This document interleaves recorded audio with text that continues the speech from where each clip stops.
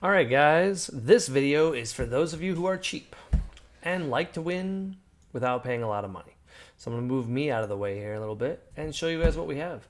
This is a cool little deck that I have that is kind of annoying, fun, and I think you guys are going to like it. So this is an anti-Zenkai deck.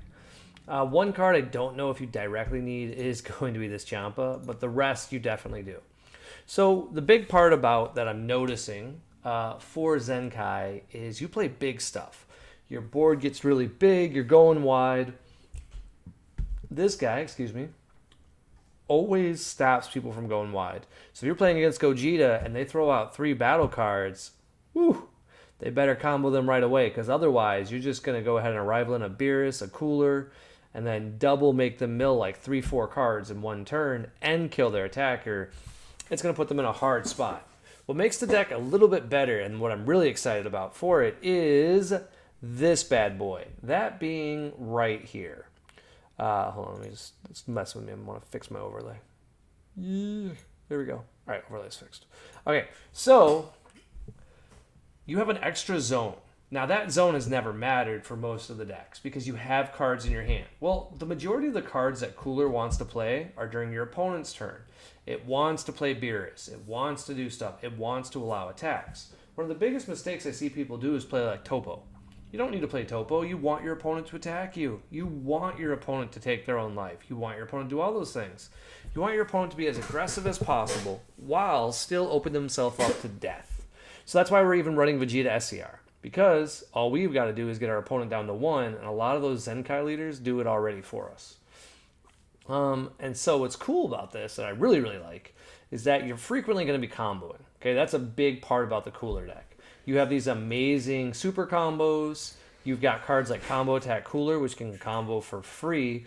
And then you've got cards that have just intrinsic value that you can kind of use that just generate effects. So you have, like, for example, this Frieza, Death's Embrace.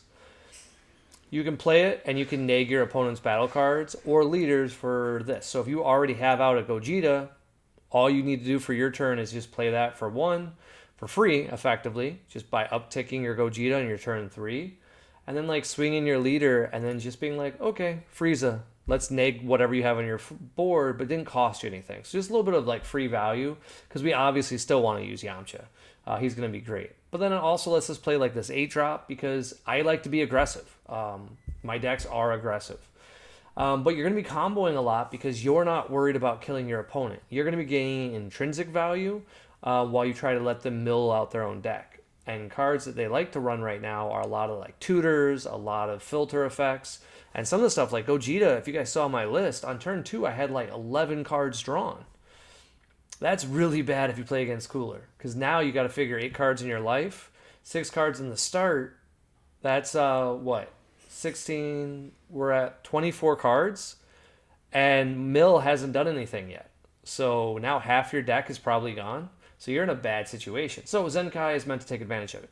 The part that I really like about it is the blue and red Zenkai cards, if I'm understanding how the Zenkai works, is that although it says blue 3 here, Zenkai energy is supposedly colorless.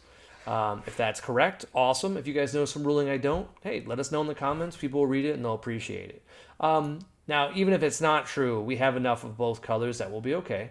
But this Rush Attack Vegeta only requires 2 Zenkai energy to play it. And when you do, he automatically will combo with cards from its drop to get us back our Zenkai. So, pretty awesome. And you'll notice right here, he also negs an opponent's battle card. So he does what we want. He combos Zenkai energy, and we can actually just make him be our win con. So this card becomes super great. I am still running 2 SS4s right now. This will definitely change because I don't think I'll ever want to play this card. Actually, while I'm talking to you guys, let's just do it now. Like, who are we kidding? We're going to want Vegetas. Like, Vegeta is just the right answer, like 99% of the time. We're just going to play this card once. My thinking is we might play it twice.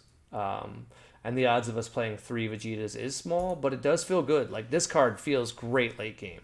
And that's where this deck is going to shine. So Cooler will make your opponent want to be not as aggressive for your life sometimes. because you're going to gain value. They can't use battle cards as much. And so because of that, they're going to kind of like play differently. And that can give you a huge advantage in this match because you have a lot of aggression due to your Zenkai stuff. And Beerus Super Combo is probably the best card in Zenkai. It's what I'm liking a lot. Now, more importantly, we also have this card. This card says basically you can almost automatically win the game against a lot of different decks on your turn 5. It's a full power Frieza. It says neg all your opponent's battle cards by 30, and whenever you decrease one of your opponent's effects, they mill 2. Well, then also the leader ability triggers, so it's really a mill 3, I believe. I haven't played this in a long time, so I'll have to double clarify that each one is considered its own, because Cooler is, so I would imagine since Cooler is a mill 3, that this would be mill a lot. And I just like having that as a built-in 10k. But then we also have Gogeta. Like Gogeta we can up as early as turn 2. So if our opponent takes a lot of life, they're being very aggressive, we can arrival some cards and then just be like, all right, cool. Hey, you want to fight? We will fight you. We of course run After Image as our primary target, and that's just because After Image does what we want, and it's a great negate that we don't have to worry about any extra skills.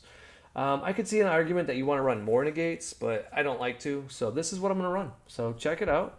This is it. Nice little fast profile for once. There's not a lot to tell you guys a lot. Like it's kind of like the jankiest build ever. It's about a $75 deck plus this SCR. So this SCR is roughly about 200, I think, right now. So I actually was just about to sell one of mine. Somebody made me an offer, and I was about to respawn, and then I realized, wait a second. We might have a different Nats deck, because this deck can be aggressive and defensive. Now, one trick I really like about it is this 5-drop. So ironically, this 5-drop, for 3 Zenkai energy, we can play it for 5. It's a blocker, and it doesn't require to be a certain type of leader. So it's just going to make itself active, and we can get rid of an opponent's battle card. Really, the only time we're ever going to do that is if it's a Zenkai card, because Zenkai cards just get removed from the game. But then also they lose a card from their hand. Well, that means that if my opponent is being very aggressive on, let's say, their turn 4 and knocks us to 5 life, but then they're at 3 life, to 1 life, like goes really ham and is like just beating face, all we have to do is just barely stay alive, and then we can play a card like a Vegito here from our energy, from our Z energy. So we're always going to have this win con. And if you guys remember when I talked to you about our red deck, what made U7 so good and why I did well at Origins was we almost always had our Vegeta SCR. Well, almost is not as good as always having Vegito. Vegito is going to be in that zone that we can grab from whenever we want, and we just ignore this little first part, but the rest of it's amazing. And your opponent has to bottom deck a card. So frequently, you're going to play this card. You might just play it, attack like a battle card, wipe your opponent's board if you don't have a very good hand, and then restand him as a blocker, and your opponent loses a card. And then once we restabilize, then we'll go ahead and kill our opponent. What's cool about Cooler is you don't have to worry about being in a rush. So I really like this list. I'm sure there's upgrades. Like I said, this is my first time doing Cooler. I don't think we want to run Champa. Just the more I think about it, like although I am a Champa player, I think we probably just do this. And then this also gives us another line of play, just to show it to you real quick. With our 4-drop, even on the turn 2 that we do it, we can go 4-drop, look at our top 3, get intrinsic value. So that's awesome. I don't know if I'm using the word intrinsic right. I gotta Google that. I don't know. It's like my word of the day. I've never used that word in a while, but today I think I've said it like 15 times. So I apologize. Anyway, so we're gonna go +2. We get to play a 1-drop from our hand. Now it doesn't specify Saiyan. I want to make sure that's true. Yeah, it's just a battle card, any battle card. So this could be anything. That means we're gonna play this Frieza. Well, this Frieza has an ability that says swap for 2. So we're going to go ahead and swap into Mecha Frieza. Mecha Frieza is going to attack one of our opponents as a 15k, which is pretty good, okay? Then it's going to neg one of our opponent's effects. So as long as they have a battle card or a leader, but we only get the effect for when we neg leader cards. If they have a battle card already in play, we can make it a little bit smaller, not a huge amount smaller, but just small enough to make them mill a card. And now we have a 15k beater on the board that probably wasn't going to do anything for us. And we want our opponent to attack our battle cards. That's a big thing about this deck, is that we want our opponent to be worried about stuff that doesn't matter. Because generally speaking, a 15k that nags one or mills one a turn, that's not exciting. More often than not, it's going to be other stuff. And then, like I said, we have this 8-drop. This is pretty cool because we can put it underneath our Unison. And then when we're ready to activate it, just, hey, if you got 4 more energy, go ahead and summon this. And it has a spirit boost. So because of the spirit boost, we can neg 30 all of our opponent's battle cards, which is what Cooler wants to do. But then on top of that, then we have a 30k triple attacker. Having a triple attacker is great. Oh, she says, nope, see, can't do it. Choose up to one of your place this card from your battle and mark it to the chosen card with 10,000. Oh, it's 10,000 power or more. Okay, yeah, we can do it. All right, cool. I haven't played this card yet. I've just seen other people do it. Cool. All right, and I don't think I decided to run Piccolo Unison. That was the other one I talked about. If Piccolo Unison was a 4 of, I might do it. But we want our opponent to have battle cards because that's how we win. So we'll see how the deck does. I'm going to play it tonight. But here's a little freebie for those of you who don't want to spend a lot of money but want to be competitive. I think this deck will be great.